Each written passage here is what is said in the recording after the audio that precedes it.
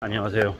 우리가 사는 삶이 참 쉽지 않은데 어쩌자고 그렇게 무리하게 빚을 내서 이제 집을 샀는지 주식을 했는지 뭐 코인을 했는지 납득이 안 되죠. 쉽게 돈 번다는 얘기가 지금도 유튜브를 키면 계속 나옵니다. 이런 얘기를 하죠. 1년에 1000만원 모으기도 힘들었는데 이번에 뭐 이렇게 돈을 버는 비법을 이렇게 배웠더니 1년에 5천만원도 벌고 1억도 벌고 이렇게 해가지고 한 몇 년 했더니 이제 엄청나게 많은 돈을 이제 갖춰서 벌써 경제적인 자유를 얻었다. 일단 개소리를 합니다. 개소리입니다. 개소리. 보통 직장인들이 1년에 1000만원 모으기 정말 어렵습니다. 1000만원 모으면 어떻게 됩니까? 그렇게 해서 8년, 9년, 10년 이렇게 모으면 1억이라고 하는 돈을 모읍니다. 그렇게 1억을 모은 사람이 뭐 삶이 구질구질할까요? 절대로 그렇지 않습니다. 그렇게 1억을 모아본 사람은 그 다음에 뭐 7년에 걸쳐서 6년에 걸쳐서 그 다음에 추가 1억을 더 모으고요. 그렇게 20년 30년 40년 살면 경제적인 여유를 갖추게 되는 거고, 그렇게 삶을 잘 설계하고 관리하고 잘 안전하게 이렇게 지냅니다. 뭐 그런 얘기들을 많이 하죠. 뭐 보통의 사람들이 이제는 직장이 안전하지 않다, 직장이 안전하지 않기 때문에 뭐 서둘러서 빨리 나와서 사업을 해야 된다, 창업해야 된다, 뭐 자기 할 것들을 준비해야 된다라고 얘기합니다.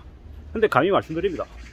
주된 직장에서 뭐 오래오래 버틸 수 있는 방법을 강구하고 최대한 오래 살아남는 것, 이게 어쩌면 바깥에서 자영업해서 가게를 하는 것보다 훨씬 더 안전할 수 있다는 말씀을 드립니다.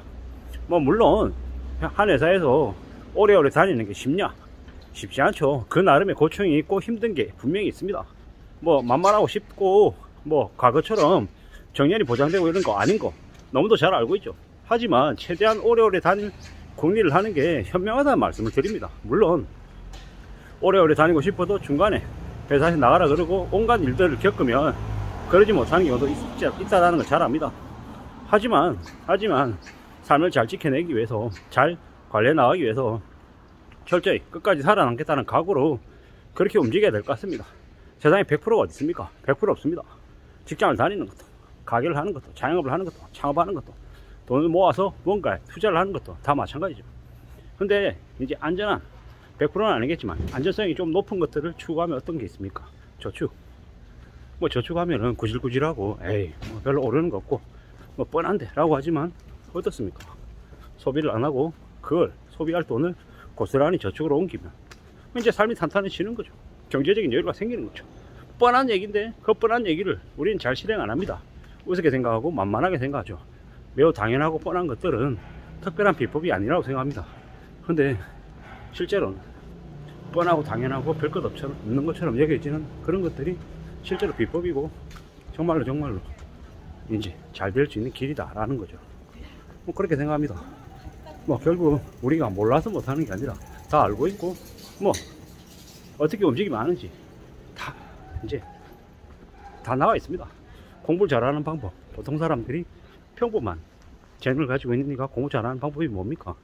책상머리에 오래 앉는 것, 그리고 뭐 남들보다 1시간 2시간 책을 더 들여다보는 것, 시험 문제를 더 푸는 것, 그래서 풀어보고 틀리면은 오답노트 찾아가지고 다시 또 찾아보는 것, 이런 것들이 좀 더 필요하죠. 현실 세계도 마찬가지입니다. 자산시장에서 우리가 인생을 살아가고 일을 하는 것들 또한 마찬가지다라는 거죠. 뭐 남들보다 조금 더 열심히 할 생각 해야 되는 거죠.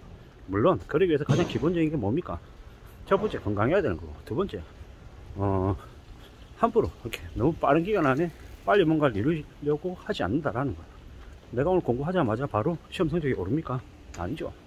시험 성적이 오르려면 기초가 다져지고 뭐 원리 같은 것도 알아야 되고 배워야 되고, 그럼에도 불구하고 시험 치면 또 틀리는 경우가 많이 생기고 내가 놓치는 부분 나오는 거고.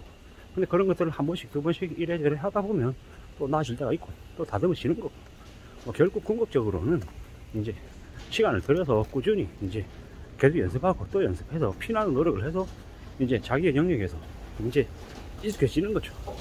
이제 전문성이 갖춰져야 되는 거죠. 그러려면 결국 어떻게 해야 되겠습니까? 뭐 더 애쓰는 거 말고는 따로 특별한 비법이 없는 거죠. 근데 이제 그렇게 애쓰고 노력하고 땀 흘리고 하다 보면 이제 갖춰지는 거죠. 노하우가 생기는 거죠. 이제 그걸 이제 갖춰 나가는 데까지는 시간이 분명히 걸린다라는, 금방 되지 않는다라는, 그걸 인정하고 받아들이고 또 해 나가야 되는 거죠. 그러다 보면 이제 어느 시점에 이제 보이기 시작하는 거죠. 그냥 되는 게 있더냐는 거죠. 없죠. 없습니다. 기다려야 됩니다. 축적되고 쌓이고 익숙해질 때까지 기다려야 된다라는 거죠. 뭐 저 같은 경우에는 제가 이제 종사하고 있는 이커머스 안에서는 변화가 너무 많아요. 회사를 옮기지 않았지만 회사를 여러 번 옮긴 같은 그런 느낌들을 많이 봤죠. 그리고 또 확실한 건 뭡니까? 또 명심하고 또 지켜야 되는 것들은 뭡니까? 휘둘리지 않는 것, 함부로 남의 말 믿고 성급하게 조급하게 결정하지 않는 거죠. 뭐 남들이 뻔하다고 당연하다고 생각하는 그걸 추구해야 되는 거고, 뭐 노력하고 기다리고 또 애쓰고 하는 것들, 그리고 함부로 큰 기대하지 않는 것, 기대치 낮추는 것, 기대치 낮추고 길게 내다, 기대치 낮추고 길게 내다보고 하루하루 성실하게 착실하게 살려고 각오하는 것, 그리고 또 욕심을 버리는 것, 뭐 이런저런 마음으로 지내야 된다라는 이제 얘기를 계속 하고 싶은 거죠. 그리고 확실한 건 뭡니까?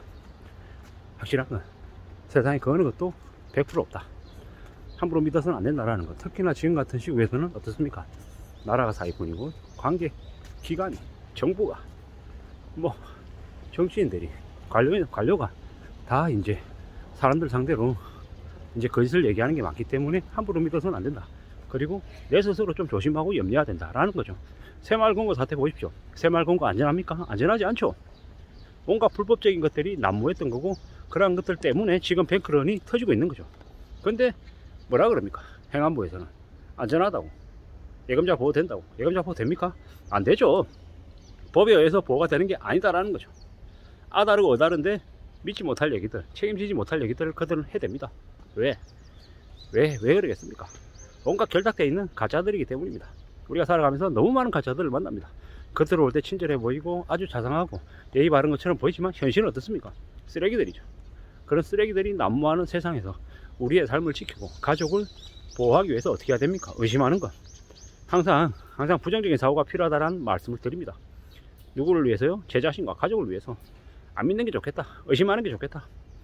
뭐 그렇게 의심하고 살면 세상을 어떻게 살아가려고 하느냐 라고 얘기한 놈들도 많습니다. 근데 확실한 건 뭡니까? 믿지 않는다. 내가 본 것도 의심하고 또 확인하고 또 확인한다. 그렇게 보수적이고 철저하게 좀 염려하는 삶을 살아야 이 험난한 세상을 헤쳐나갈 수 있다는 거죠. 지난 5년 이상 너무 많은 이들이 빚지는 걸 당연하게 생각했습니다. 빚이 내 돈이냐고요? 꽁돈이냐고요? 공짜냐고요? 아니죠. 훨씬 더 비싸죠. 대가를 치르게 돼 있죠. 이번에 아마 많은 이들이 엄청난 대가를 치르게 돼 있습니다. 300만 명이 뭐 사실상 지금 현재 DSR 70% 벌어들인 돈의 70% 이상을 빚가는 데 쓴다라고 합니다. 이게 말이 되냐고요. 이게 지금 현재 현실임을 보여주는 한 증거라고 생각합니다. 이상입니다.